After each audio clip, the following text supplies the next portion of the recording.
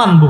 আপনি বলেন একটা আরেকজনে, রসুল বলছে এরকম ঝামেলায় পড়লে আমি একটা কথা বললা যে এটা মানবা, মানবেন নি? এটা এমন দিন, যেই দিন আমাকে নবুয়ত দেওয়া হয়েছে, উনজিলা আলাইয়া, এই সোমবারে আমার উপর কোরআন নাজিল করা হয়েছে। হুজুর সোমবারের রোজা, রসুল কো আরে এই দিন তো আমার জন্ম, এই দিন আমার নবুয়ত দেওয়া হয়েছে, এই দিন আমার উপর কোরআন নাজিল করা হয়েছে, তাই আমি এই দিনে রোজা রাখি। এবারে সোমবার কি বছরে একদিন? তাহলে সোমবার কি বাৎসরিক না সাপ্তাহিক?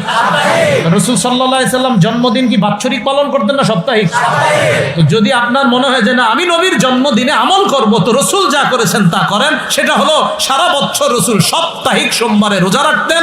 সোমবারে নবীর জন্মে যদি কেউ রোজা রাখে সে প্রকৃত আশিক রাসূল। লিমান গায়্যারা দীনি, আমার রেখে আসা শরীয়ত যে পরিবর্তন করছে, দূর হও আমার সামনে থেকে, দূর হও আমার সামনে। হাউজে কাউসারের পানি থেকে বঞ্চিত হয়েন না। এও ভাই, আমি সব সময় বলি ফজর নামাজটা পইরা যাদের ব্যবসা আছে ব্যবসায় যান, দোকান আছে দোকান করেন, চা বেচেন চা বেচেন, পান বেচেন পান বেচেন, রিক্সা চালান অটো চালান করেন, জোহর নামাজটা পড়েন। জোহরের পর একটু খারাপ লাগলে একটু শুয়ে থাকেন, আবার কাজে যান, আসরটা পড়েন।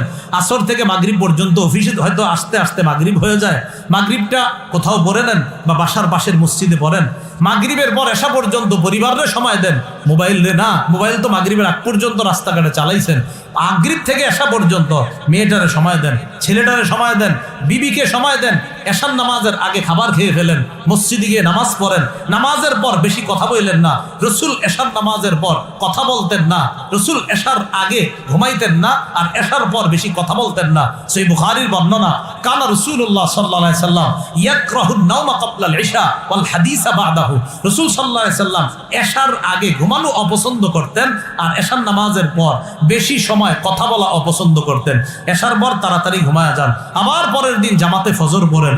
এইভাবে জীবনটা চালান। আল্লাহ যদি কিছু টাকা দেয়, জাকাত ফরজ করে জাকাত দেন। আরো কিছু টাকা দিলে হজে যাওয়ার তৌফিক হইলে হজে যান, মরেন জান্নাতে প্রবেশ করেন। না আপনারা কঠিন বানাইবেন খালি এটারে, সহজ বিষয়টা না হুজুর ওইটা করতে হবে, ওইটা করতে হবে, ওই নিয়মটা পালন করতে হবে হুজুর। না আরে জানেন না, যেই মান্যত করছি আমার তো অমুক জায়গায় যাইতে হবে, তমুক জায়গায়। কেন কেন কঠিন বানাচ্ছেন? সহজ বিষয়গুলা কেন কঠিন বানান?